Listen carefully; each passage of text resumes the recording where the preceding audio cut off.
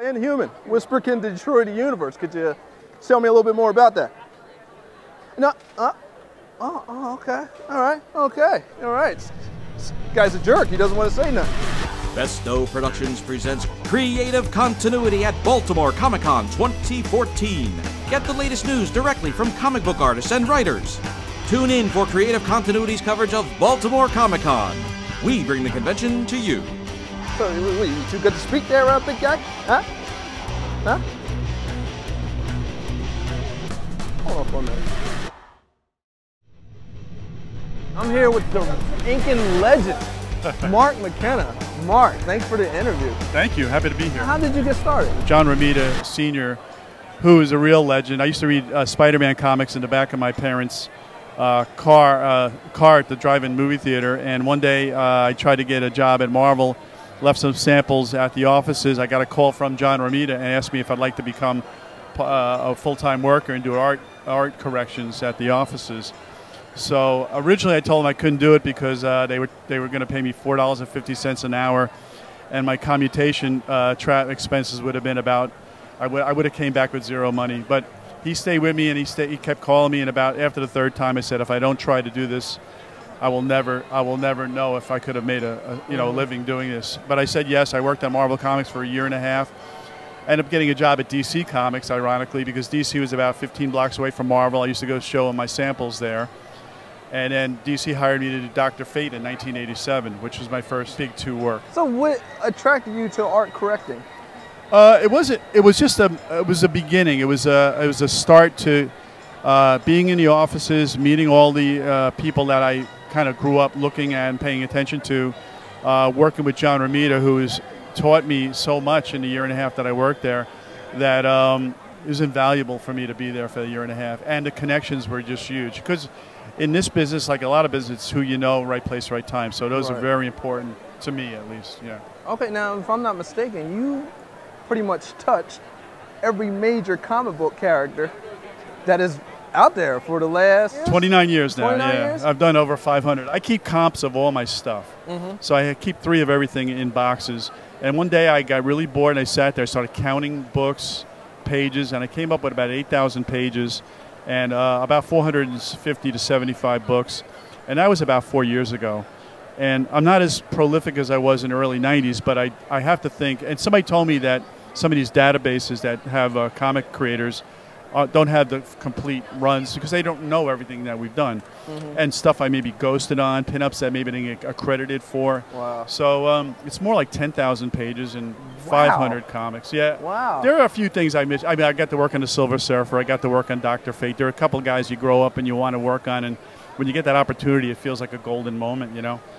And then there's stuff I haven't done. Like I was a huge Daredevil fan growing up, and I've never got to work on Daredevil comics. So even though I got to do them on a Spider-Man cover here or there. You also won the Inkwell Award 2012, correct? Yeah. Congratulations. Thank you. Yeah, that was nice. It was based on votes. You know, the thing with the Inkwell Awards is that there's guys like Al Williamson and Joe Sinnott and guys that I grew up with, and I'm kind of like in that company now. It was a little surreal for me, but I was hugely flattered to be involved with that part of it.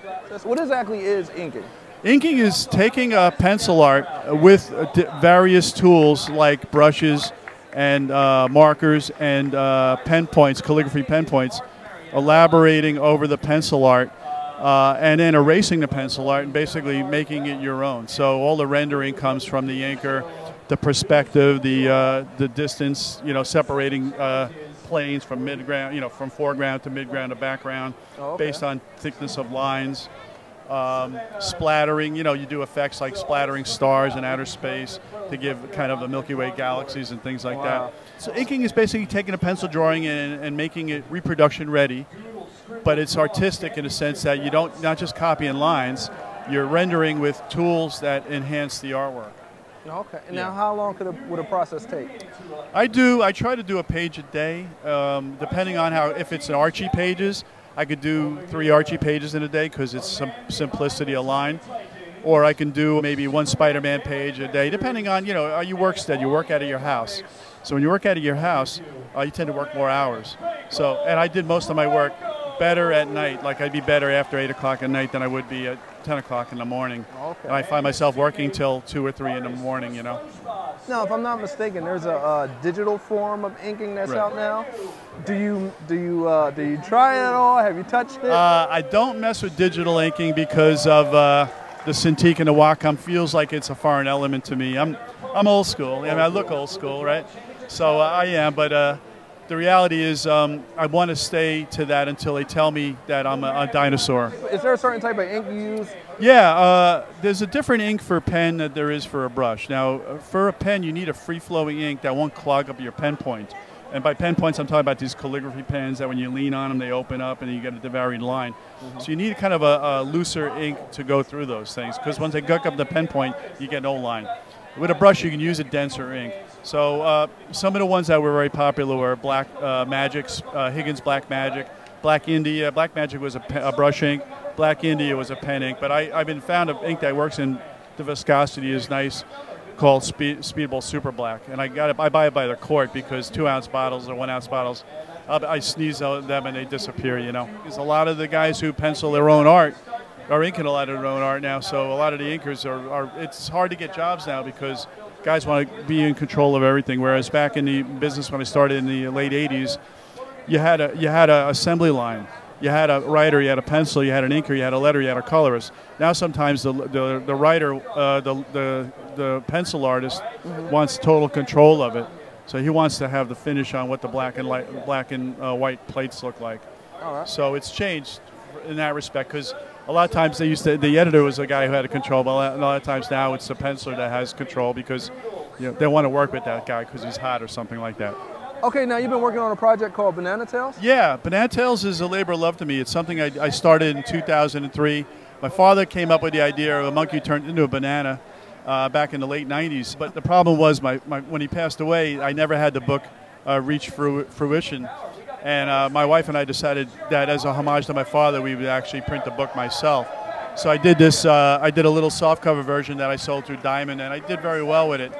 But now I have my 4th book out. It's coming out for Halloween called the Banana Tale Halloween Special. And each book I do is very near and dear to me because it comes from my heart. You know, it's something I did when my daughter was 4 years old and my son is newborn. Now my daughter's 23 and my son is 19. Wow. And they've seen me do 4 books now. And I have to keep the ball rolling because it's that important to me, you know. Right. That's awesome. Hey, another project you're working on is Combat Jack? Yeah. Combat Jacks is something I did a little bit different. It was my son and I were sitting around a dinner table around Halloween 3 years ago. And I just thought to him, I said, you know, Kyle, there's just not enough good pumpkin monsters. And I started thinking of the great pumpkin Charlie Brown. And I couldn't think of a lot of great, and Pumpkinhead is not really a pumpkin. So I came up with the concept of indigenous jack-o'-lanterns on a newfound planet in our solar system. And it was crazy. I was doing a little throwback to the 1950s sci-fi movies. You know, it came from Beyond the Stars or The Thing that was originally. Right. And I just want to do something a little schlocky that I didn't have to have this big sophisticated background to, and kind of as a homage to the 50s. I did it as a one-shot, and then IDW told me that if I did it as a 4-issue thing, they would collect it for me.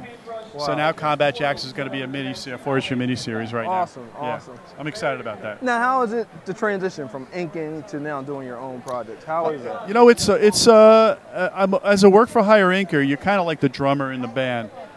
When you create from scratch, you know, now you're the lead singer, you're the guitarist. I wear all the hats. Right. I have to come up with a story. I have to get the art done. I have to get a colorist, a letter. You get a corral of people around you. You're an editor too, so you're creating the talent pool to help you reach the finish line. And for me, I'm very excited by that. And there's a lot of talented people out there that don't have a lot of income or a lot of opportunities because they get missed. The talent pool is so much broader than the actual working community in comics. But I know a lot of these people, and I want to help them, and they know who I am, and they want to work with me. And I make sure I pay everybody in a week. I make sure that I promote them, and it works out kind of nice for me. All right, this is Harold Gant signing off with the legendary inker Mark McKenna. Oh.